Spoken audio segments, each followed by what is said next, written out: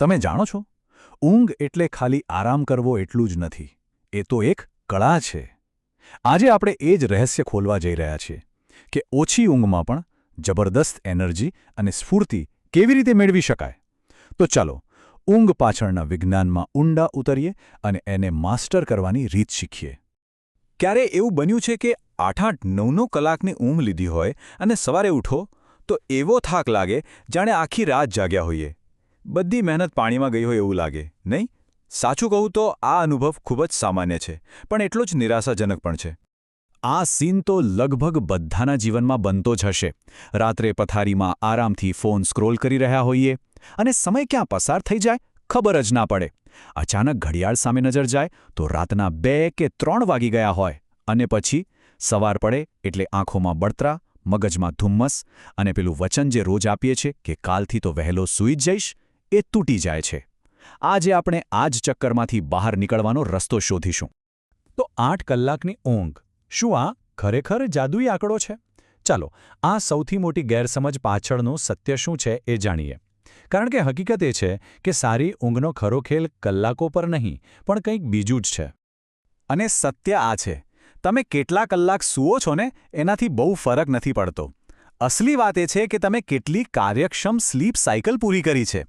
મતલબ કે પથારીમાં કેટલો સમય પસાર કર્યો એ નહીં, પણ એ સમયમાં આપણા મગજે ઊંઘના કેટલા ચક્કર પૂરા કર્યા એ મહત્વનું છે.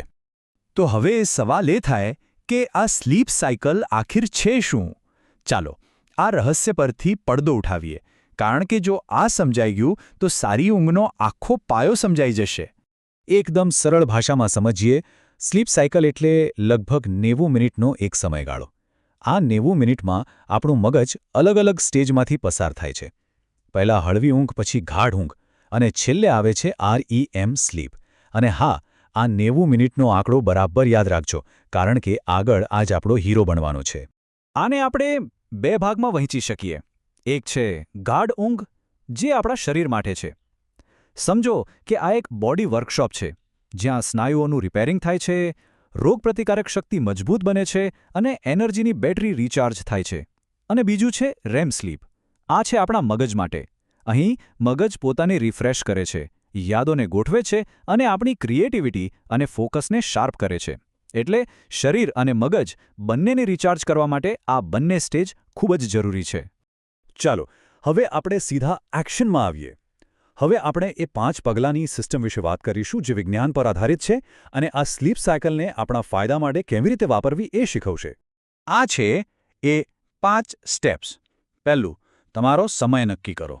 બીજું, 90 મિનિટના નિયમનું પાલન કરો. ત્રીજું, પ્રી સ્લીપ શટડાઉન. ચોથું, સવારના પ્રકાશનું સ્વાગત કરો. અને પાંચમું, ઠંડક અને હલનચલનથી દિવસની શરૂઆત કરો. ચાલો, હવે આ દરેકને વિગતવાર સમજીએ. સ્ટેપ નંબર 1, તમારો સમય લોક કરી દો.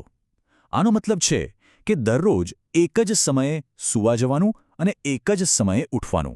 અને હા, રવિવારે પણ. આવું કરવાથી શું થાય? આપણા શરીરની અંદર જે કુદરતી ઘડિયાળ છે, જેને સર્કેડિયન રિધમ કહેવાય છે, એ એકદમ પરફેક્ટ સેટ થઈ જાય છે. અને પછી તો મગજ આપોઆપ જ સૂવાના સમયે મેલાટોનિન એટલે કે ઊંઘનો હોર્મોન રિલીઝ કરવાનું શરૂ કરી દે છે. આ કોઈ જાદુ નથી, શુદ્ધ વિજ્ઞાન છે. હવે આવે છે પેલો 90 મિનિટનો જાદુઈ નિયમ. આનું ગણિત બહુ સિમ્પલ છે. જો આપણે કોઈ સ્લીપ સાયકલની વચ્ચે ઉઠી જઈએ તો આખો દિવસ કંટાળો અને સુસ્તી રહે છે. પણ જો સાયકલ પૂરી થાય એ જ સમયે આંખ ખુલે તો જબરદસ્ત તાજગી અનુભવાય છે. એટલે જ આપણો ટાર્ગેટ 90 મિનિટના ગુણાંકમાં ઊંઘવાનો હોવો જોઈએ. જેમ કે 4.5 કલાક, 6 કલાક કે પછી 7.5 કલાક. પરિણામ ચોક્કસ તાજગીભર્યું જ હશે. સ્ટેપ નંબર 3, આને હું કહું છું 3-2-1 શટડાઉન રૂલ. યાદ રાખવું બહુ જ સહેલું છે. સૂવાના 3 કલાક પહેલાં કોઈ ભારે ભોજન નહીં. 2 કલાક પહેલાં કામ કે કોઈ પણ પ્રકારનું ટેન્શન બંધ.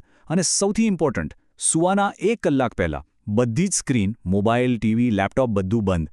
આનાથી આપણા મગજને સિગ્નલ મળે છે કે ઓકે, હવે આરામનો સમય થઈ ગયો છે. ચોથું પગલું છે સવારના પ્રકાશને વેલકમ કરવાનું. સવારે ઉઠ્યા પછી તરત જ ફોન ચેક કરવાને બદલે ફક્ત 10 મિનિટ માટે બાલ્કનીમાં કે બારી પાસે જઈને સૂર્યપ્રકાશ લો. આ કુદરતી પ્રકાશ આપણી બોડી ક્લોકને રીસેટ કરી દે છે. એ ઊંઘના હોર્મોન મેલાટોનિનને સ્ટોપ કરે છે અને સેરોટોનિન જેવા મૂડ અને એનર્જી આપતા હોર્મોનને બૂસ્ટ કરે છે. આ એકદમ ફ્રી એનર્જી ડ્રિંક જેવું છે. અને પાંચમું સ્ટેપ, સવારના આળસને ભગાડવાનું. પેલા સ્નૂઝ બટનને ભૂલી જાઓ. એના બદલે ઉઠતાની સાથે જ ઠંડા પાણીથી મોઢું ધોઈ લો અથવા ફટાફટ 20 પુશઅપ્સ મારી લો. આ નાનકડી એક્ટિવિટીથી મગજમાં ડોપામાઇન અને નોરેડ્રિનાલિન જેવા કેમિકલ્સનો ધમાકો થાય છે, જે સવારની સુસ્તીને તરત જ ગાયબ કરી દે છે.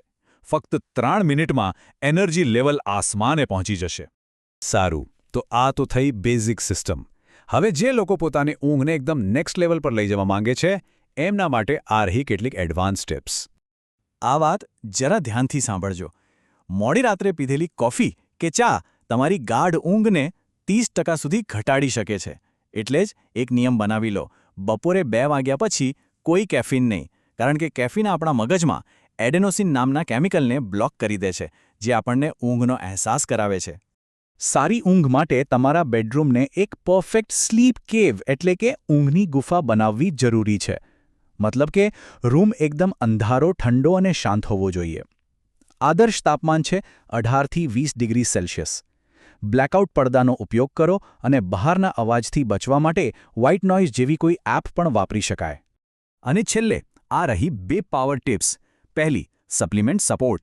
જો જરૂર લાગે તો સૂતા પહેલાં મેગ્નેશિયમ ગ્લાયસિનેટ કે અશ્વગંધા ચા લઈ શકાય, જે શરીરને રિલેક્સ કરે છે. અને બીજી, માનસિક શાંતિ માટે. જો મનમાં વિચારોનું તોફાન ચાલતું હોય તો એક કાગળ પર બધું લખી નાખો. આનાથી મન એકદમ ખાલી અને શાંત થઈ જશે. તો આ બધી વાત પછી સૌથી મોટો બદલાવ ક્યાં લાવવાનો છે? એ છે આપણી માનસિકતામાં. ચાલો એને સમજીએ. આ આખી ચર્ચાનો સૌથી મહત્વનો મુદ્દો આ છે. આપણો ધ્યેય પથારીમાં વધુ સમય પસાર કરવાનો નથી, પણ આપણા દિવસમાં વધુ સારી ઊર્જા મેળવવાનો છે. અસલી ટાર્ગેટ છે જાગતી વખતે વધુ એનર્જી, વધુ ફોકસ અને વધુ ખુશી મેળવવી. તો હવે સવાલ એ છે કે આટલું જાણ્યા પછી આ જ રાતથી કયો એક નાનો ફેરફાર આપણે કરી શકીએ છીએ? કારણ કે યાદ રાખજો, સારી ઊંઘની આખી સફર